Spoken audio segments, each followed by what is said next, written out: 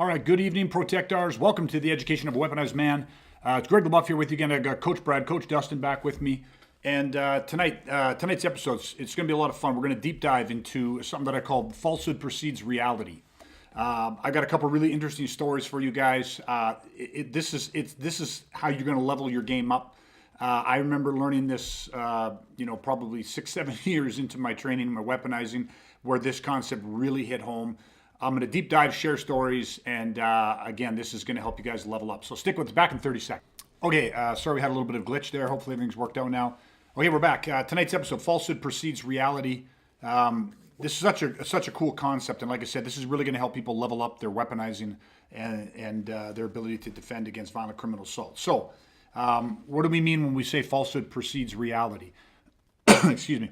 The earliest concept that I remember, right? When you don't know shit and you start training, there's a concept, right? Like, a punch is just a punch, a kick is just a kick, so on and so forth. But what that really means is that in the beginning, you got to just learn how to punch. Now, I'm not going to talk about technique. I'm just using the punch as an example.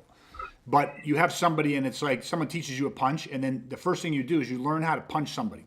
Right? So they call this a direct attack or a simple direct attack. So if the guy's got his hands down, or if he's got his hands too wide or whatever it is, there's his nose, you take your fist and you punch him in the face. That's a direct attack.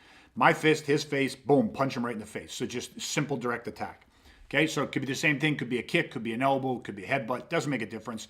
But you just have a simple direct attack. So that is, again, a simple attack, but that's something that is overt. Right? I mean, at the end of the day, it's overt. It's a direct attack. It is exactly what it says. It's, take your fist, punch someone in the face. So when we talk about falsehood precedes reality, what happens is that when you first, learn your direct attacks and you learn what, quote unquote, the basic skills, you got to just learn how to punch somebody, you got to learn how to kick somebody, you got to learn how to elbow somebody, you got to learn how to headbutt somebody, you got to learn how to trap somebody, you got to learn how to ground fight somebody. It's all just very overt. But that is very beginner, right? Meaning that the second that you start to level up, the direct attacks become very ineffective. Okay, why? Because theoretically, the other guy, your training partner, or I guess your opponent, I'm just talking more of a training context, your partner also starts to level up. So the more experience he gets, you're not going to just get that opportunity to just punch him in the face. Right? So again, and if we're talking weaponizing, you're talking about facing bigger, stronger, better people, meaning these are people that have training, these are people that have skill sets. So you might have your hands up, you might have a really good jab, but he's not going to give you the opportunity to use that jab in a direct manner. He's not going to have his hands down, he's not going to have space between his hands. It's just not going to be there. Okay? So that means that you must employ some sort of falsehood. Okay? So if you want to get a higher level skilled person, you have to have falsehood before the reality. Now, a simple concept of this is now you maybe you fake something and then you fire the reality. So if we're just going to let's use just punches and kicks for simplicity. If you're moving around and you kick a guy and you kick him in the shin, or you kick him in the knee, or you kick him with a thigh kick, whatever it is, but assuming that there's a significant amount of I'll say potential on that kick. Okay, so you hit somebody with that leg kick, then you have the timer starts ticking. So if you whack a guy really hard in the thigh with a thigh kick, you start moving around, you then, within a certain amount of time, can fake the thigh kick. And when you fake that thigh kick, the guy drops his hands, potentially, right? Maybe he lifts his leg to check it, but you create some other reaction in him that then potentially opens up a different line. So you fake the kick, and then all of a sudden the hands drop, let's say a little bit, opens up the high line, you punch him in the nose. So falsehood precedes reality. Okay, so a fake is just one example of falsehood preceding reality. Now, I just wanted to set that up for people that maybe don't understand what a direct attack is, and then don't understand simple concepts like fakes or PIAs, progressive indirect attacks, or hand immobilization or foot immobilization attacks, or something like that. Those can all be examples of falsehood preceding a reality, but in a very conventional sense. Okay, so what I want to talk about is the depths of this concept and how this levels you up. So first, maybe before I jump into this, just you guys want to share visceral thoughts on falsehood preceding reality? I'll go for sure. So this is slightly off in a way, but I think I can still draw the parallel in the way that you want. And I'm only bringing it up because as you very first started talking, this is one thing that hit me because it's always something that we've kind of laughed about ever since. But over 20 years ago, when you first introduced a big group of us to force on force scenario training, it kind of started out almost like a more murder mystery format where you basically got an envelope with cards in it and it kind of said, what your role was going to be in this upcoming scenario. And pretty much everybody at that seminar, once they kind of got a feel for what was going on, there was one card everybody wanted, and it was a sucker punch card. And for obvious reasons. I mean, everybody thinks it's fun to sucker punch someone because they don't see it coming. And I think, looking back and it's like, well, why was that such a big deal? And I think honestly, because in a way, it does sort of touch a little bit on that falsehood perceiving reality concept. When like, what's the falsehood? Well, that the person, they feel that they're safe. It's like, what's the reality? No, you're about to get hit without seeing it coming. And I think the reason we always like why we wanted it in the moment, why when we looked back at it, it was always just such a funny thing is like, because I think it was just our initial understanding of like how powerful it can be to have that sort of surprise attack. And at the time, all we knew that as was a sucker punch. But in reality, as you kind of started to describe, it can have so much more depth to it and so much more strategy to it than that, that you can bring out in, an actual violent situation, not sucker punching, I guess is maybe more if you're the bad guy. But I just think it has a similar, feel to it because they don't know what's about to happen. And that's the beauty of that whole concept. 100%. Yeah. Perfect. Brad, you want to throw something down range? Yeah, like I think it just we talk a lot in the past about immutable concepts, and just like it's one of those things that are foundational. And I look at it when you start stacking that on top of strategy and tactics. It's one of those things that we definitely need to we definitely need to. Okay, say goodnight. Okay, get over here. Okay, let's go. That's the fog of war.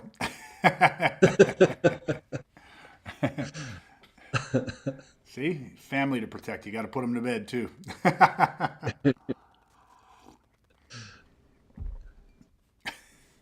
Oh, she's on him. That kid's She's out. on, knocked his hat off and everything. This kid's taking gas. Sorry, guys, it's just assaulted there. Yeah, I've seen that. Yeah, that's the best kind of assault. The 4-year-old coming in for the nighttime hugs. Yeah, so I don't know where I was at. Okay, how about we do this then? You'll think of that. Let me tell a story, right? Because the falsehood precedes reality. Listen, deception has been a part of military history as long as there's been, and as far back as military history has been ever been recorded. And here's the thing. Let me just state a couple simple things and why we're talking about this tonight, right? It has, as far back as you can go, they have used in military in campaigns, they have used deception. It's well documented. And yet, if you come to modern day, I don't want to say warfare, but modern day self-defense. I mean, doesn't self-defense, isn't it a cousin? Isn't it related to warfare? I mean, if it's a country that says, listen, we have to defend our values, our right to life, our freedoms, our people, whatever it is, our land, our resources. We have a military. We have men and women that are willing to defend that, whether it's defended on foreign soil or home soil. Therefore, there's and everyone goes, well, my country, we want to fucking win. So deception has been used in military campaigns as far back as history has recorded. And yet, when we come to self-defense, say a man wanting to defend his family, or just like Brad just got mauled by his daughter on the way to bed, but like she's under 4, about to be 4. She is part of his defensive strategy. So whether it's a man, foreign or domestic, deception, falsehood should precede reality. And so I just want to share a couple quick stories, right? But and maybe this is just a little side note, but most people have heard about the Trojan horse, right? So of course the famous Trojan horse, the Greek war, they hid the soldiers up inside of it, feigned retreat, and then of course the next morning they open up the gates, they wheel this horse in as a tribute to the power and prowess of them, and then of course the second everyone's asleep and drunk after partying and we won the 10-year war, soldiers drop out and open the gates, and it's a massacre and everything's over in one night. So the Trojan horse is one famous example. But there is the Russians, one other one, and what was it? I have it written down here. I'm probably pronouncing it slightly wrong, but a very famous battle between the Russians and the Germans in World War II, and it was the Battle of Kursk. And the Russians were extremely smart, but they knew the Germans had superior. Well, the Germans had a tremendous amount of manpower there. But what the Russians did was they started circulating rumors amongst their own soldiers as to how many men they actually had, the weapons that they had, all the artillery, all this type of stuff. And then only under the cover of darkness, the Russians started to maneuver a lot of their assets and a lot of their men. And so what ended up happening is the Germans, their counterintelligence got, heard about the rumors and all of their they even built mock airfields and with mock planes and all this other stuff. And so the Germans built an entire attack plan. And the Germans had, they believed the Russians had only about 400,000 men. The Germans had, I think it was just slightly over 500,000 men, 600,000 men. And so the Germans bombed the false airfields. They destroyed planes. They believed that they had destroyed the Russians' air capability. They launched a massive attack, 600,000 soldiers strong. And what ended up happening is when, again, of course, the Russians, it turned out the Germans, when they marched in, and by the time, it was too late, they discovered that not only did the Russians have air superiority, but they were actually facing 1.3 million Russian soldiers. Right? So, I mean, that's a pretty drastic, switch, right? So that's one example of falsehood preceding reality and how intelligence or counterintelligence, works against somebody, right? So that's people get that. The other one that a lot of people I don't think have ever heard of is something that's called the Trojan coffin. So they've heard of the Trojan War, but very few people have heard of the Trojan coffin. And this was a Norwegian king, King Harold. And this is like, I don't even remember when this happened. Anyways, what he did was he came upon this massive castle, no one had ever taken this castle. It was fortified. It was like, there's no way, how are we going to storm this castle? And so what he did was he set up camp, normal battle camps. And then after a day or two, he actually had another tent set up much farther off the main camp. And it was his royal tent that they had set up. And then there was a rumor, because he had physicians and he had only his top heralds visiting the tent. And a rumor started that their king, the King Harold, had fallen ill. And after 5 or 6 days, he then passed away. And so when he passed away, he sent a herald to the castle. And of course, they received the herald, and the herald said, listen, our king has fallen ill and passed away, which they knew something was wrong because they saw the other tent being set up. So now this was congruous with what they had seen, and said that, the king had passed away. And as is our traditions, we have a state of mourning, and there's burial services and all these things to honor our great king. And would you, be so kind as to honor our traditions? And the castle, believing that they would receive actual gifts and rewards for honoring their traditions, said yes. And so a couple days later, they had the heralds, just a handful of the king's personal guard as heralds, carrying the king's coffin, escorted into the castle and laid in a place of honor, to be laying in state almost, right, to honor him.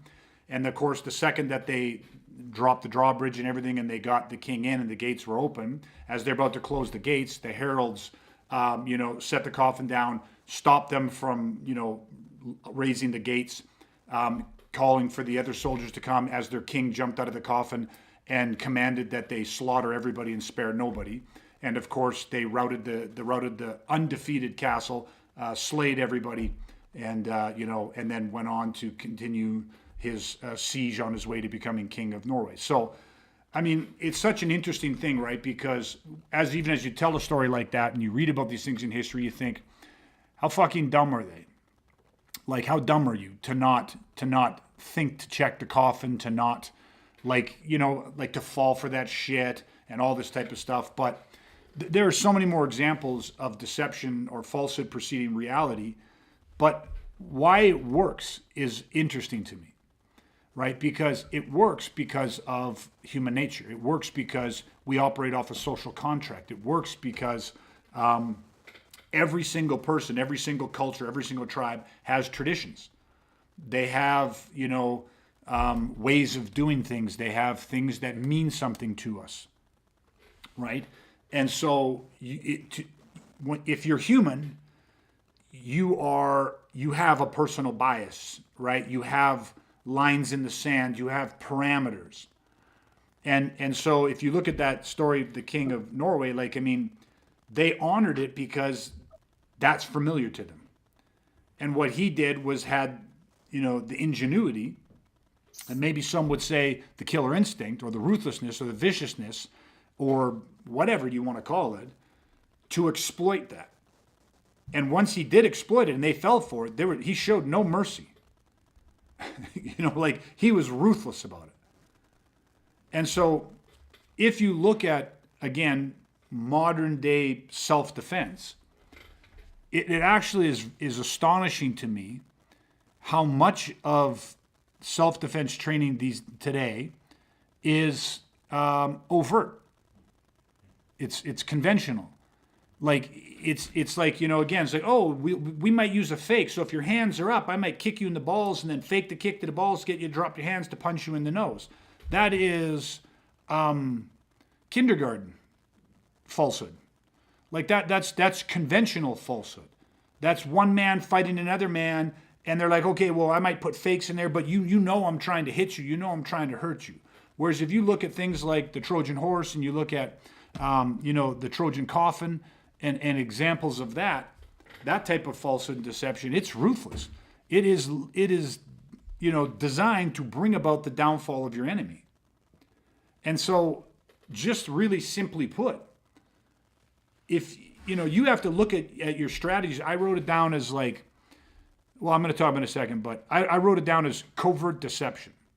And those two things might seem like they're redundant, but you have to have a mindset, a perception that has deception as one of its main pillars. And then you have to wrap that and hide that and be as covert with that as humanly possible. So to me, when you say it like that, covert deception, I like the layered, I like the synergistic effect of that. And then you have to think about what your true strategy, tactics, and tools are for how you are, what is it you're going to do? How are you going to defend yourself against bigger, stronger, violent criminals, predatory criminals, bent on doing you or your family serious bodily injury or death? Is it there? Can you see it? Do you understand it? Is that built into it? Because that is not something you just think of spur of the moment. That's not just something that happens.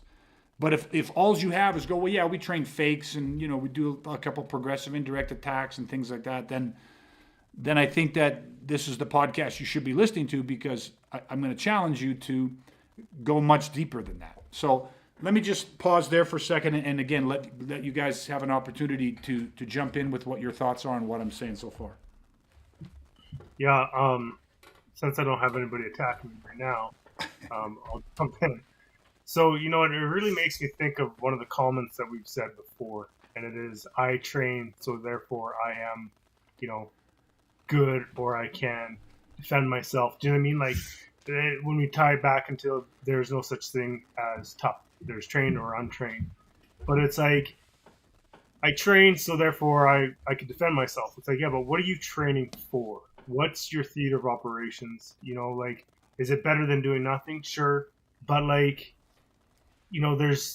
there's that traditional way. If you're not thinking about training for the act of violence and you're not training with strategies and tactics in mind, it's like, then how are you able to use deception to your advantage? It's not even on the table, right? Because it's not in your wheelhouse. In terms of a grander strategic format, it's like somebody thinks that they're going to assault you and you put your hands up, you're ready to go. They're like, now that person knows exactly what they're in for. Oh, this guy's going to defend himself. This guy wants to fight back. This guy this.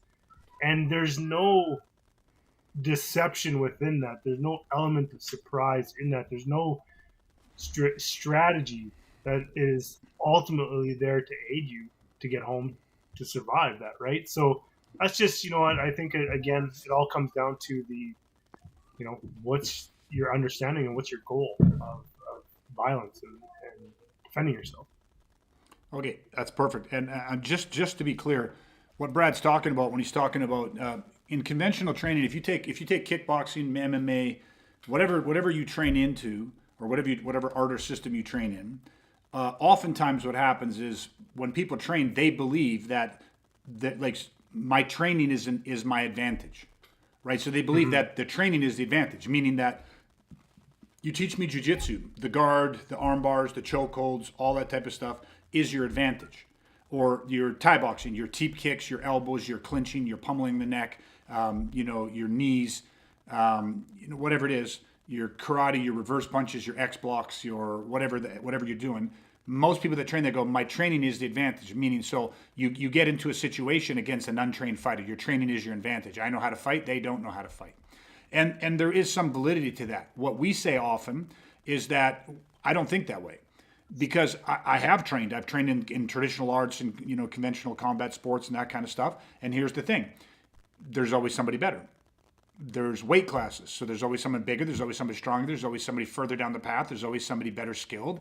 There's just always somebody better. So it's such a weird rat race. It's like everybody's on a ladder, climbing this ladder. And it's like you might, oh yeah, look at me, I'm so high on this ladder. Just look up. If you look up, you're going to see thousands and thousands of people that are further ahead on that ladder than you, or more talented than you, better attributes than you, better, bigger, stronger athletes than you, younger than you, whatever it is. And so you really can't depend on that, right? Training does offer some advantage, 100%, of course. But what we're saying is that you actually are far better off looking for the express elevator that's right around the corner versus start climbing the ladder of competitiveness. And so what is that express elevator? And that's what Brad's talking about. Unconventional training. So not conventional training, unconventional training. You have to look at it and say, well, how do I get the guy? What happens if the guy at the top of the ladder or the guy that's ahead of me on the ladder, what if he attacks me? And then right away, the answer is, well, you better cheat, right? You better cheat. And it's like, oh, so cheating's the express elevator. Well, part of that. Yes, 100%. And it's a fairly significant part of it. So falsehood preceding reality. Falsehood is a massive part of deception. Covert deception. And if you just look at that analogy that I just used, like I always had it where, like, here's what typically happens. You walk into a place to start training. So when I was doing kickboxing, I went into a place to training. 2 fighters, one ranked 5th in the world. Both went on to be champions in multiple disciplines. Whether it was MMA, Thai boxing as well as boxing, 3 different disciplines. And here's the thing: no matter how hard I trained and how long I trained with them, they were training too. They were always ahead of me. They were always going to be ahead of me. I just was never going to catch up to them because they would have to stop training, and they never stopped training. So they just getting better. So I'm moving up the ladder. I passed a lot of people, but I could never catch those guys. And I thought, well, what happens if those guys attacked me? And say, well, weren't they friends of yours? Why would they attack you? Well, there was guys out there that were better than them. There was guys out there that were equal to them. And so, well, now all those guys are better than me. But I went away for 1 year and started weaponizing, started training with the hand-to-hand combat instructor for the Navy SEALs and stuff. Came back 12 months later, saw these guys, and we started training together, and I all of a sudden was a far superior fighter. I passed them. And people are like, how did you do that? What did it? Because all of a sudden I was weaponizing, I was unconventionally trained, not conventionally trained. They showed me the express elevator, and a large part of that is deception. Right? It's falsehood preceding reality in a much deeper way, in a more militaristic way, not just a sport combatives or fighting way of, hey, I'm going to fake a kick, punch the face, fake the punch, throw the kick. That's a very simple, way. So that's kind of what we're talking about, just to be really, really clear on where that's what we're talking about when we say that. So that was good. Okay, so Dustin, anything you want to throw in on that? Just really short analogy. Listening to you talk about like how important deception is. I mean, for people just to put in a different context, imagine entering a poker tournament, but you have to play with your cards face up. Yeah. Do you know what I mean? Like it's ridiculous to even suggest it. Mm-hmm. And it's like, well, then translate that back to violence. And it's like, well, if the other person knows your whole game plan because you're trained, as a traditional fighter, or you're not trained and you're just going to put your hands up and start swinging. I mean, they know what you're going to do, and they picked you for a reason. Do you know what I mean? So if they're bigger, stronger, better, all these things, like you said, well, yeah, you have to cheat. There has to be deception. Otherwise, you're playing poker with your cards face up. It's ridiculous. Yeah, it's a good analogy, and I want to highlight something off it, right? Because this is a big part of the problem of what I see. And what I see is people go, well, that's just common sense. That just makes sense. It's like you said right now. That's like, why would I do that? Why would I play poker with my cards face up? And remember, we're talking about high stakes poker. You're talking about your life or the life of your children. That's pretty high stakes. If you fuck this up, you're dead. If you say, yeah, well, why would I do that? Of course I have deception. Yet their training doesn't reflect that. Words are one thing, actions are different. Their training doesn't actually teach deception like this. It doesn't teach the falsehood preceding reality. It's not integrated into their strategies. What they focus in on is tactics, right? And it's like, it literally is. It's like overt tactics versus covert strategy. And what we teach, we always telling people, strategy, tactics, tools. What is your strategy? The strategy that you have becomes your perception. It's a way of viewing the world. It becomes a mindset. Right? And so your mindset has to be predicated off cheating, has to be predicated off deception. That should be the only type of general that you should ever be. Why? Because the army that what you are defending is the general of your quote unquote army. What you are defending is not just, sovereign land, although, it could be your home. You are defending your family. You're defending your life. It's life and death. Because remember, we're not talking altercations. We're talking asocial violence, right? So if you're talking that high of stakes, it should be fucking common sense, but it's not common sense.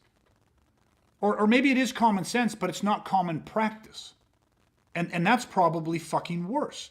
Because if there's any sane, rational man listening to this that says, listen, the only thing I care about is being able to protect my family. Protect them from what? An altercation? Are you 30, 40 years old and you're worried about getting in a fight? And it can happen. But I'm not worried about getting into a fight. Most antisocial aggression situations that are fights, you can walk away from if you can regulate your ego. And as you get older, it's not hard to regulate your ego. Okay? For most just, people that have an intellectual, intelligence about or a maturity about them. But asocial violence, you're devoid of choice.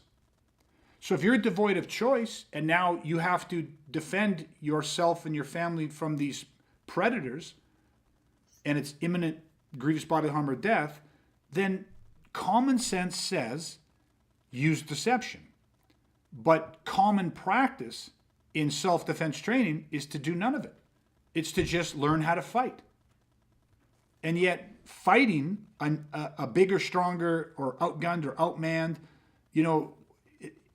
it doesn't make fucking sense. So it's common sense, but it's not common practice, and then we got a problem. Because what your words and what you're saying doesn't match what you're doing. And when you find yourself in a life and death situation, nobody gives a fuck what you said. There's no court stenographer.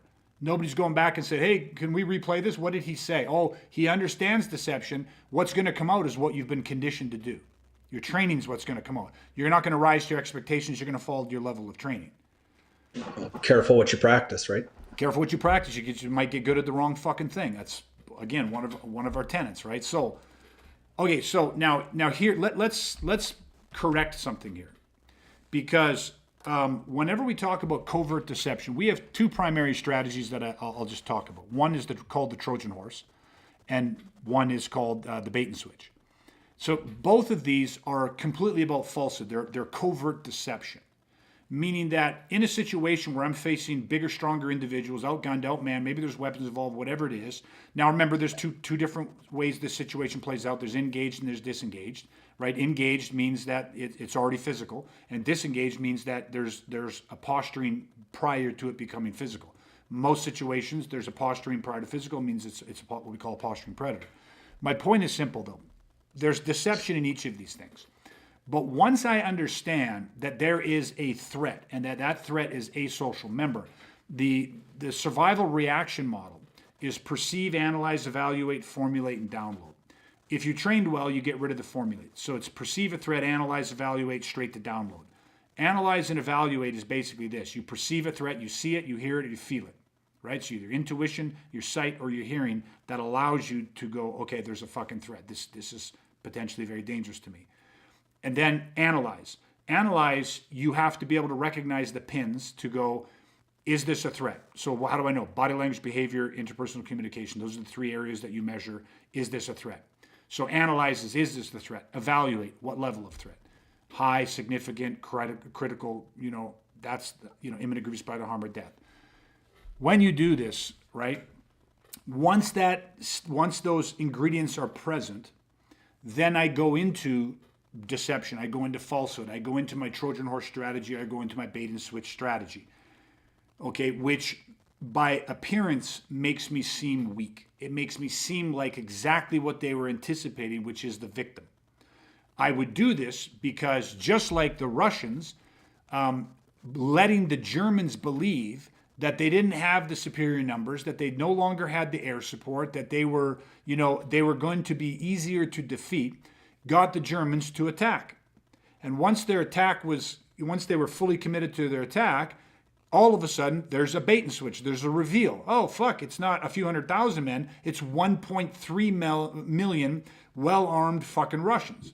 The king's dead. Hey, let a few of his herald in, put him in a state of honor. You're going to be rewarded for this. It shows honor and bravery and blah, blah, blah, the shit on your side. And the second they drop down the gates, the fucker jumps out of the coffin, says slaughter everybody, and they do exactly that. So there is the Trojan horse, there's the bait and switch, there's the falsehood preceding the reality, and it sets him up for the kill. So we have those strategies. But before that, when that threat is not present, you are not walking around in your daily life with deception, meaning you're not feigning submission, you're not feigning weakness. Because if you were doing that, that is going to fulfill the predator optics, meaning you're going to actually draw predators to you because you're making the call sounds. If you're using a hunting analogy, you're making the call sounds of a wounded animal, and that's going to draw the predators in. So prior to needing to employ falsehood, you are exuding overt confidence.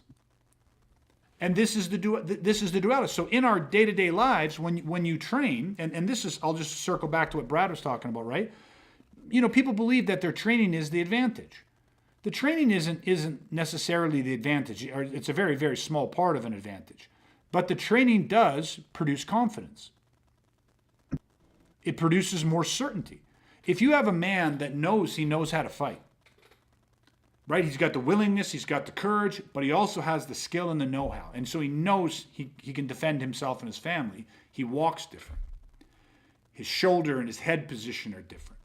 The tonality of his face is different, right? So that confidence, you want that confidence and you want it to be overt. So overt confidence is on the outside. Now, that goes a long way to getting predators to go, well, fuck it, why pick that guy? I'm just going to pick the guy behind him who's walking with zero confidence and zero certainty and no awareness. That is more appealing to me. So overt confidence has an absolute place. And when you train, you're wired different. I mean, there's no other way to explain it other than, like, if you've been around it, you know what I'm talking about. You can smell what the rock's cooking, so to speak, right? Like, there's just this energy to you. But the second that you find somebody who goes, fuck this guy, maybe you're just at the absolute wrong place at the wrong time. Maybe this guy goes, look at this guy walking around, look at him certain, look at his stride, look at his gait pattern, look at his shoulders back, his head up. And we're not talking an arrogance, we're just talking a fucking confidence, self-assuredness. But that guy goes, fuck that guy. Because it's him and 3 or 4 friends, or he's got a machetes, or he's got knives or guns or whatever the fuck it is, and he just goes, fuck that guy. The second that I find myself in a threat situation, the overt confidence has already fulfilled, like it's done. Like it didn't act as the deterrent. So now I really only have 2 options. One, I double down on my overt confidence. The fuck are you looking at? What do you fucking guys think you're fucking doing?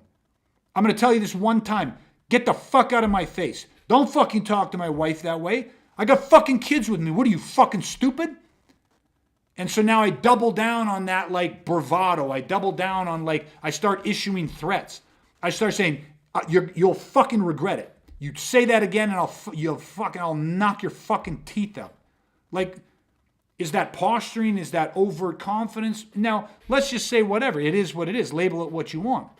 What is that doing for me strategically? How is that helping me tactically? Now, some would say, yeah, but you know what? If you do it well enough and you're serious and you are like a badass and they pick up on that, they're going to back down. No, they aren't. Violent predatory criminals don't back down. They're just going to go, fuck it, pull the guns right now and blow his fucking head off. They're just going to, fuck this, surround this guy. Get the machetes out. Like, I had the knife in my pocket. I wasn't even going to use the knife, but look at this tough guy. What, do you think you're some sort of fucking hero? I can think of a situation on a subway that happened in Calgary. And these fucking low-life pieces of shit were accosting this girl and this fucking cowboy, tough guy. Said, stepped in, said, back the fuck off, watch what you guys are doing. And they started having words with the cowboy. And the guy said, you want to find out don't pull that shit with an old cowboy. I'll fuck you up. And then the LRT doors opened up and the cowboy went to walk out. These guys opened up a bag, pulled out lead pipes, and 3 guys fucking piped him half to death. You know what I mean? Saying, what are you going to do now, old cowboy? Where's your gun at now, motherfucker? Like, and just beat the shit out of him, all because of what he said. Because the overt confidence, he used it. It was good for a certain period of it. But then it had zero tactical advantage to it. The Russians tell the Germans, fuck you. We got 1.3 million soldiers over here. Look at all our aircraft. Look at our fucking airfields and stuff. And the Germans just go, oh, let's revamp our strategy. Let's figure out a way. We can take down, we can do this. We just needed to know that that's what we're facing, and then we can solve the problem. Put a math equation on the fucking board and wait around long enough, and your Goodwill Hunting's going to fucking show up. He's, fucking scrubbing the hallways. He's going to fucking solve that problem in the middle of the night. He's going to fuck you up. So all of a sudden, falsehood preceding reality, that deception, that covert deception is far more insidious. And when you're outgunned and outmanned by bigger, stronger motherfuckers, that just fucking makes sense. But you got to fucking train it, because common sense ain't all that common. Common practice is what you need to do. You need to execute on that shit. Right? So that's kind of the thing I wanted to clear up for people, is that absolutely you walk around this world, when you train, you walk around with overt confidence. And that overt confidence is synergized because you got covert deception should shit go wrong. When sugar turns to shit and the rubber hits the road, that overt confidence, once it can't serve me anymore, is going to go to covert deception. And that is where you start getting the express elevator. That's where you start leveling up your shit. And why can't the bad guys see it? Because they're human too. And because when those bad guys circle or threaten average people, there is a blueprint for how these people react. Whether they posture up in overconfidence and then they beat them down off that, or whether they start cowering and showing signs of submission and again, retreat and leave the Trojan horse. And they're going, that's right, motherfucker. That's exactly what I thought you'd fucking do, you little pussy. And the whole time, that is falsehood preceding the fucking, ruthless fucking strategic tactical application of speed, surprise, and violence of action that is being hidden all of a sudden. And then when that switch is flipped, it is far too late for them to course correct. Right? Far too late most times for them to course correct. So I don't know. So what do you guys think about that? And I know we've seen that, and I seem to revisit that quite often with people, because they seem to, when we show them covert deception, everybody seems to have the same response to it in the beginning, that they feel as though you're training them to be pussies, and it's like, well, no, if you think about it, I'm training you to be far more ruthless and insidious than you Yeah, can even possibly that's fathom or imagine. that's the word that just hit me too. I'm like, no, that's insidious, man. Like that should get you excited. Just be like, yes, Yeah. like, yeah, it's hard to even put yourself into that frame of mind because we just, when you understand it so deeply and you just believe so wholeheartedly in this sort of strategy, it's hard to even imagine that people don't. You know what I mean? So you say it, and it's like because you work with a lot of new people, and it's like, so this comes up. They say that to you, and you're just like, oh yeah, okay, right. Like not everybody thinks the way we do yet. We're trying to change that. So hopefully it's working. Yeah, 100%. Yeah, just for me to add in is, it has to be part of your defensive strategies. It has to be something that you train because we know what your body goes through under combat stress, and if it's not integrated into that system, your defensive system, it is just simply not even going to be there, right? It's just you just can't. How can you access something in a critical moment that you have never once ever thought of or actually conditioned um, in your survival motor program, right? It's like people, they always say, "Oh, yeah, but in this situation, I would just do that." It's like, well, have you trained that? No, but that's just who I am. No, like that's not who you are. You might think that's who you are. You might think that's what you're going to do, but everybody has a plan until they get punched in the mouth. So again, just as any other strategy or tactic, like you need to incorporate that into on the front end into what you're doing, into training. You need to train it. It's not going to happen just happenstance, right? So it needs to be part of your overall bigger survival strategy. Yeah. And, Yeah, and I one of think our sayings, sorry, Dustin, go ahead. I was just gonna say, going back to what you said too, is like, why would you want to give somebody an opportunity to get their shields up? We talk about it that way with those words, that terminology a lot. It's like, again, it should be common sense. Maybe people claim it is when you say it, but again, it's not common practice.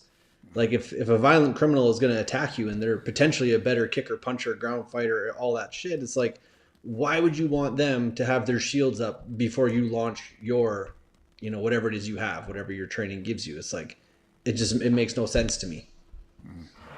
I'll say a couple things. I was going to share a quote with people, and the quote that we often use is, "You can't for long outrun or outperform who you truly believe yourself to be." And this comes into self-image if we want to go deep with this, right? You have this confidence that comes from training, comes from being, you're a dangerous man. You train, like there's no such thing as tough. It's trained or untrained. And when you train, especially when you're training for violence and you're mastering the tool of violence, you're a dangerous man. Meaning that there's lots of situations, where you're like, I could do something about this, but it's not legal or moral. So you may, like again, anything you do, what is it? Jordan Peterson says it all the time, right? Like if you got a nice guy and a dangerous guy, a nice guy has no choice but to be nice. So you say, oh, that transgression that you just did, how you treated that woman, how you treated my wife, how you treated my kids, I absolve you. I walk away from that. I turn the other cheek. You have no options but to do that because you're a fucking pussy. And I say that meaning like you're not a dangerous man. All you have is nice. So if that's all you have, that's no special thing. That didn't take courage. It didn't take discipline. It didn't take anything. You're just fucking weak. But a dangerous man, a man who has the ability to do something, to right wrongs, to intercede when there's transgressions and stuff, that person, when they choose to walk away or turn the other cheek or use kindness or compassion or empathy or sympathy or any of the above, they do that. That is a choice. That takes a lot of discipline. It takes a lot of self-control and self-confidence and self-certainty to do that shit. Okay, so the whole idea of this, like that's one side of it. You can't outrun or outperform who you believe yourself to be. So are you a dangerous man or are you a nice man? Because at the end of the day, you're going to do what is in alignment with you. And you know that. Men know that deep down. You know whether you have the skill sets or you don't, whether you have that in you or you don't. You're a warrior, you're a protector, or you're not. Okay, so that's one side of it. The other thing that kind of just hit me was talking about like the kind of like your nature. And this is just really kind of continuing on that. But when you train the weaponizing, because we are always, we're always focused on violence, right? That's what we're focused in on, is the asocial violence. That's what we deal with. That's our niche. Okay. Altercations are less than that. It's easy. It's so much easier to throttle back, but you can't all of a sudden throttle ahead.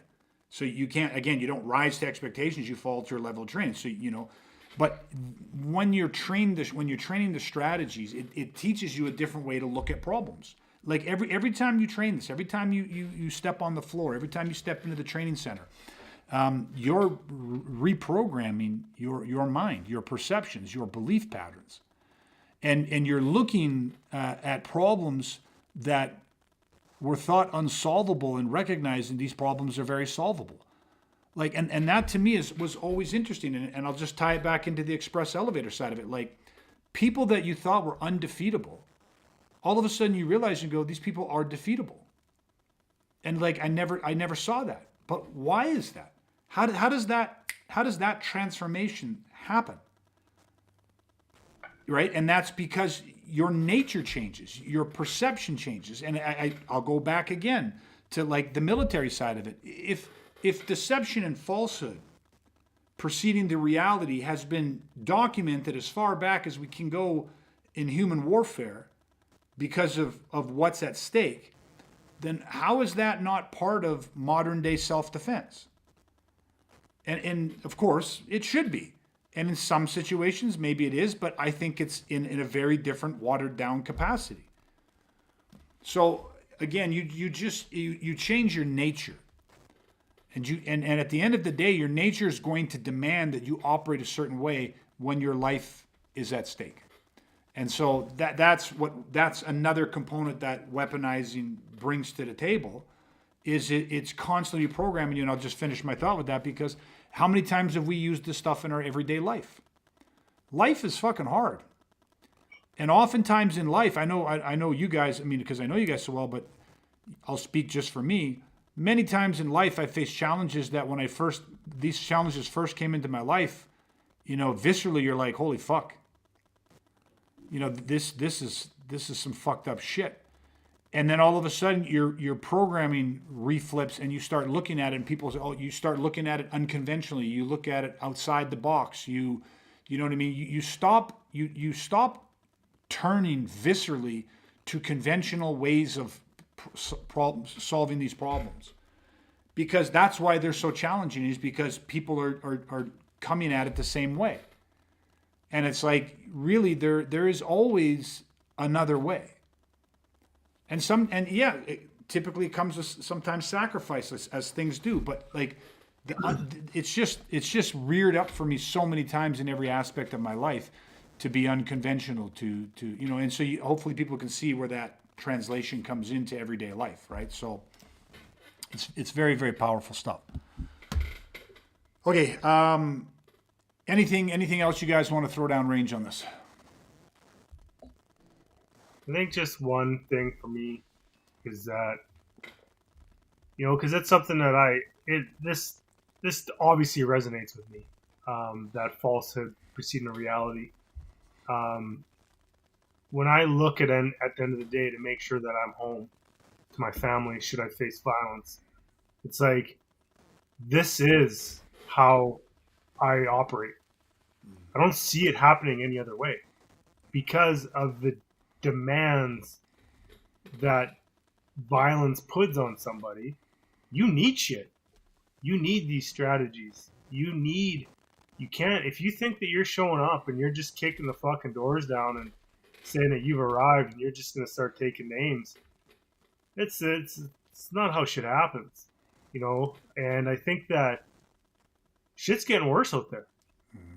Why the fuck would you not say, hey, listen, okay, these evil people are gonna try to use deception on me. Why would we not use that to our advantage to make sure that we could protect and get home to our loved ones if necessary? It's just a no-brainer to adopt this. Let that ego. You know what? It's not even that ego, because we talked about that before. But it's like that viciousness, that ruthlessness, that side of our nature where that you would tap in, like, yeah, I'm kicking the doors down in. doors down, but it's like, no. Hold that back, give that falsehood. And when it is time to use suddenness of violence from that is so powerful that I like, if this is something that people are overlooking, they're missing the fucking mark. Period. Yep. Well said, 100%. My analogy with that actually is it's like a horse race, and you it's a different type of race, and you got to learn when to let the horse go. You know what I mean? Like you if you let the reins go too early, your horse is going to peter out at the end, kind of thing, right? So yeah, I really like that, and that analogy just kind of popped in, that you just got to figure out, like you say, it's falsehood precedes the reality. That speed, surprise, and violence of action is that's the secret sauce, but falsehood preceding reality synergizes that, right? So 100%. Dustin, for you, any final thoughts? Yeah, I mean, like just really quick. Again, I mean, you have to stack the deck in your favor. You know what I mean? Like we talk about that all the time. So many of our strategies, kind of fit with that. And it's like you look at the violent criminal that's going to try and target you or your family, and it's like you're bigger than me. I'm ruthless. You're stronger than me. I'm insidious. There's more of you. I'm going to deceive you. Like you have to stack the deck in your favor because you're going to be outnumbered. You're going to be outgunned, like outpositioned, out-equipped, all these things, because that's what they're looking for. So if you're not stacking the deck in your favor and putting this falsehood before reality, well, what's your plan?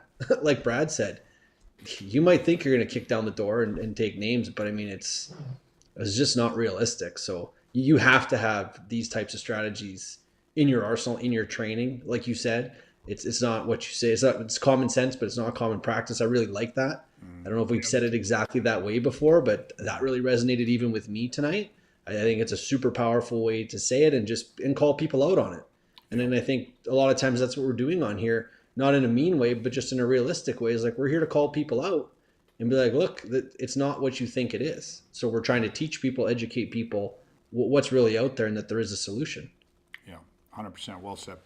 And it's exactly it, right? And again, we're here to try to help people understand the weaponizing process and help people answer some really, really hard questions. And we're talking about the very worst of all situations, right? Asocial violence. So, so hopefully there's some value in this tonight.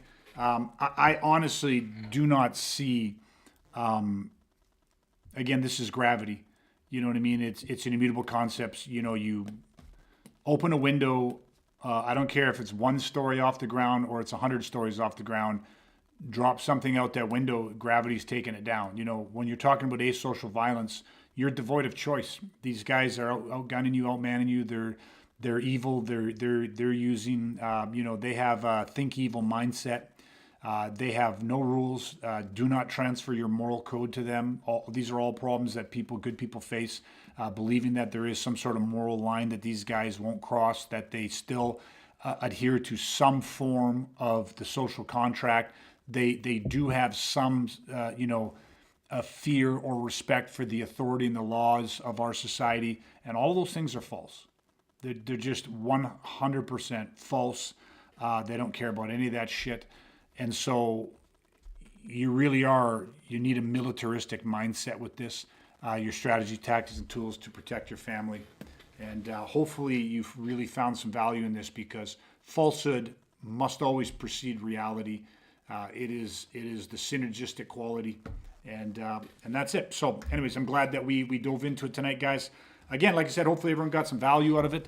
I think we'll wrap it here for tonight. So thank you to everybody again who's listening. My only ask with this is we don't sell anything on it. We're not trying to promote our stuff. We're literally just trying to help educate people, share the process that we have each gone through and continue to go through, and how we as weaponized men are educating ourselves.